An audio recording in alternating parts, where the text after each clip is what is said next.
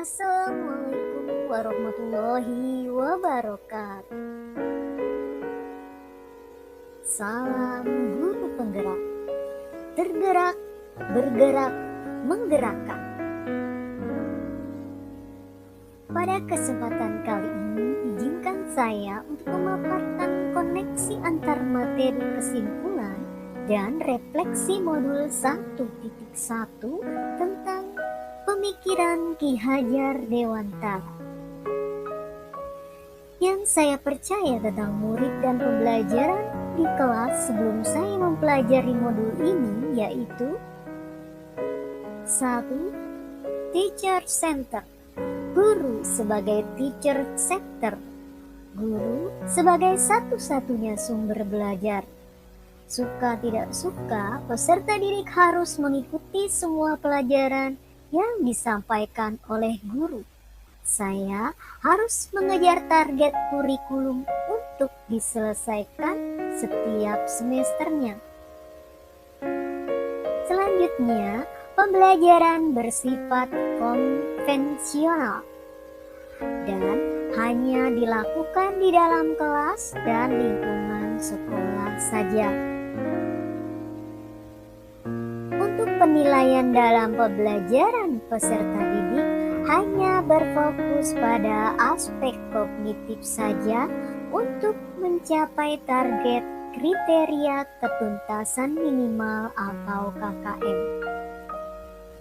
Selanjutnya, peserta didik ibarat kertas putih.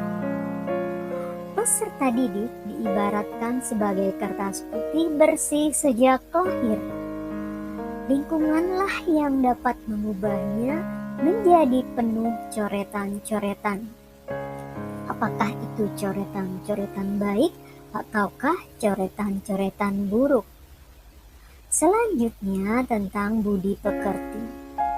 Penanaman budi pekerti pada peserta didik tidak menjadi fokus guru karena saya berpikir itu menjadi tugas orang tua di rumah.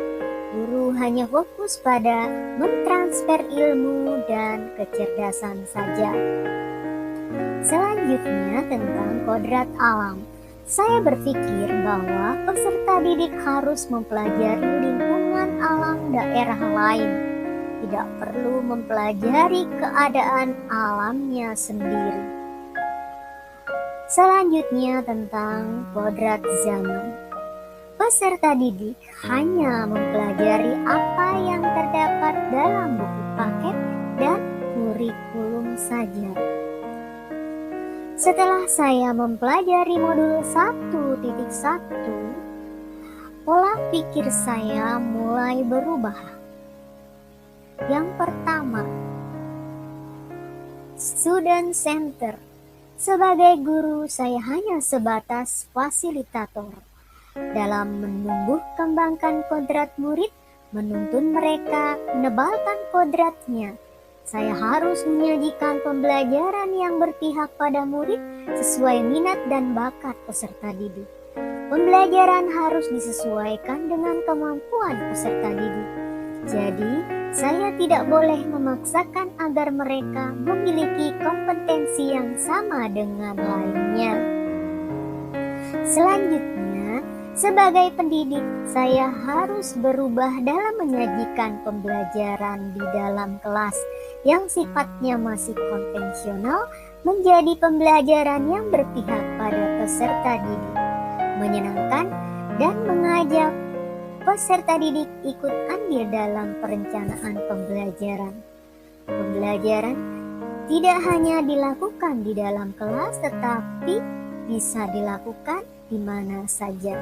Sebagai contoh, saya mengajak peserta didik saya untuk belajar di Museum Tubuh Kota Batu. Berikutnya adalah pembelajaran yang menyenangkan juga bisa dilakukan secara kontekstual dengan belajar yang membuat siswa bersemangat sehingga mereka dapat menemukan dan membangun sendiri pemahamannya dan tidak hanya berfokus pada kognitif saja, tetapi pada aspek afektif dan psikomotorik. Sebagai contoh, saya mengajak anak-anak belajar di pembenihan ikan punten. Selanjutnya adalah peserta didik tidak diibaratkan sebagai kertas putih. Sejak lahir, peserta didik telah memiliki bakat minat, namun bakat minat tersebut masih belum begitu jelas atau buram. Tugas kita sebagai guru adalah menebalkan bakat minat tersebut dengan tuntunan yang baik agar bakat minat tersebut semakin jelas. Selanjutnya, pentingnya pendidikan budi pekerti. Setelah mempelajari modul 1.1, saya menyadari bahwa pendidikan ilmu pengetahuan saja tidak cukup tanpa dibarengi oleh budi pekerti. Budi pekerti menjadikan peserta didik tumbuh menjadi manusia yang beradab dan humanis. Sebagai contoh, saya menunjukkan dan memberikan pembiasaan kepada peserta didik untuk berbagi. Selanjutnya adalah tentang kodrat alam. Saya menyadari bahwa pendidikan yang mengadopsi kearifan lokal peserta didik sangat penting. Peserta didik diberi kemerdekaan untuk menggali serta mengembangkan budaya lokal tempat di mana dia tinggal. Contoh yang pernah saya lakukan adalah saya mengajak anak-anak untuk belajar budidaya jeruk di Bali Jestro Punten. Selain itu, saya juga mengajak mereka untuk belajar tentang pembudidayaan ikan tombro di Balai Benih Ikan Punten. Selanjutnya tentang kodrat zaman.